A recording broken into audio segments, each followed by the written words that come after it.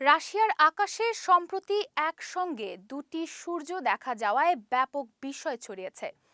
অস্বাভাবিক এই দৃশ্য দেখে হতবাক হয়ে পড়েন স্থানীয় বাসিন্দারা। অনেকেই মুহূর্তটি ক্যামেরাবন্দি করে সামাজিক যোগাযোগ মাধ্যমে ছড়িয়ে দেন, যা অল্প সময়েই ভাইরাল হয়ে যায়। তবে আন্তর্জাতিক সংবাদ মাধ্যম ও বিশ্লেষকদের ভাষ্য অনুযায়ী এটি কোনো অতিপ্রাকৃত ঘটনা নয়, বরং এটি একটি বিরল প্রাকৃতিক আলোক প্রভাব যা সানডগ নামে পরিচিত। বিশেষজ্ঞরা জানান, সানডগ একটি বায়ুমণ্ডলীয় অপটিক্যাল ইফেক্ট।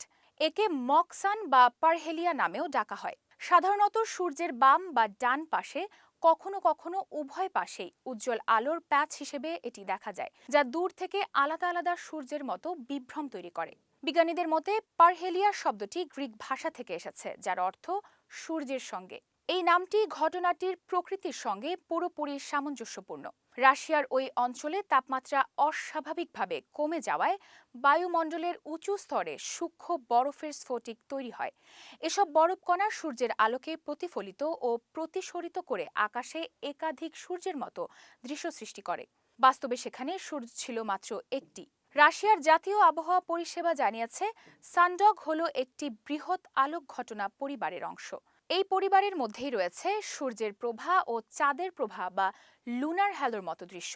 বায়ুমণ্ডলের বরফের স্ফটিকের সঙ্গে আলো মিথস্ক্রিয়ার ফলেই এই অপটিক্যাল বিভ্রম দেখা যায়। আবহাওয়াবিদদের মতে ঘটনা বিরল হলেও শীতপ্রধান অঞ্চলগুলোতে নির্দিষ্ট আবহাওয়ায় সানডগ মাঝে মাঝে দেখা দিতে পারে।